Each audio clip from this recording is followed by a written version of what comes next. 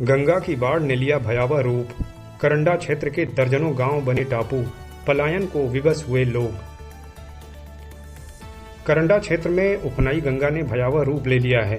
बाढ़ की विभीषिका में क्षेत्र के तुलसीपुर, शेरपुर, रफीपुर, महाबलपुर, सोकनी, कटरिया, करंडा, गोशंदेपुर, नौदर इत्यादि दर्जनों गांव अब पानी से चौतरफा घिरकर टापू बन चुके हैं। इन गांवों के रिहायशी इलाकों में गंगा का पानी तेजी से घुस रहा है, जिससे हजारों लोग घर छोड़कर पलायन करने को विवश हो गए हैं।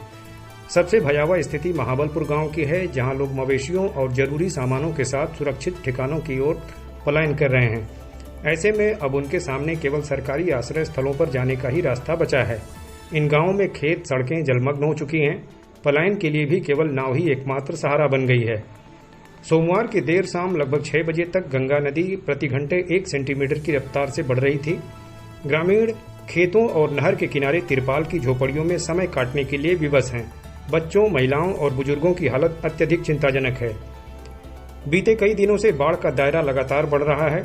फसलें जलमग्न होकर पूरी तरह बर्बाद हो चुकी हैं। लोगों का आशियाना भी अब खतरे में है।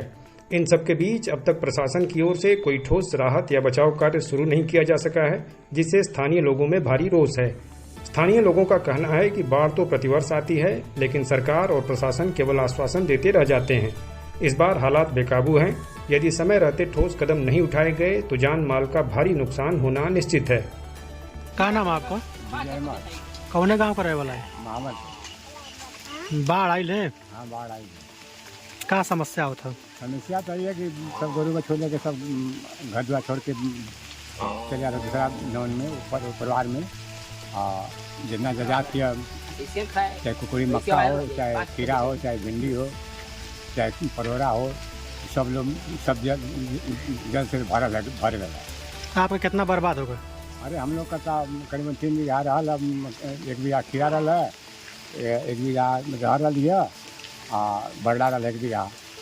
इतना खत्म बोला हमारा। जिला प्रशासन की तरफ से क्या सहयोग मिला था? वहीं तक कुछ ना हुआ। अभी तक मुझे भी आल बात अभी कुछ सहयोग।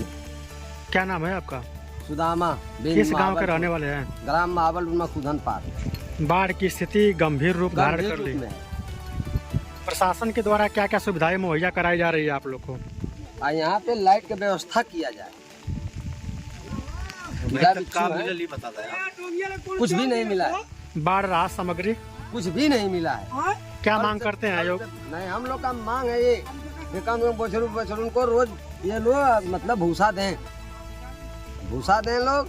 दूसर की बात है कि तिरपाल की व्यवस्था बनावे। यहाँ पे जितना आदमी टिके हैं कि मतलब एक तिरपाल बांटे, 12-13 फुट के तिरपाल दें कि मतलब रोटी लगा कर अपना भूसा भी रखते हैं, अपना गोरू बछड़ू भी बचावे। गोरू बछड़ू तो बाहर रहेंगे और लोग अपने खाना जितना खाए ना है कि ना।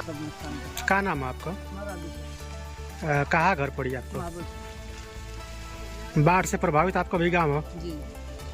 ऐसे में प्रशासन का व्यवस्था आपके उपलब्ध करौले? अभी फिलहाल में तो कोनो व्यवस्था नहीं। मांग का है आप लोग का?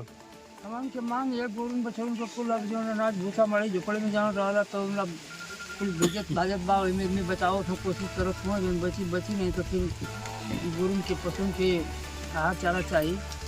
हमन के जो बा तिरपाल कोनो व्यवस्था ना बनी बा से भेजे के व्यवस्था बन जाए। कुछ लोगों के घर में पानी घुस गया है, हाँ? और कुछ लोग घर बाकी है और सामान सब लोग निकाल रहे हैं। अच्छा, और राहत सामग्री के नाम पर राहत सामग्री के लिए अभी तो कोई मतलब सरकार की तरफ से कोई अर्थ नहीं है।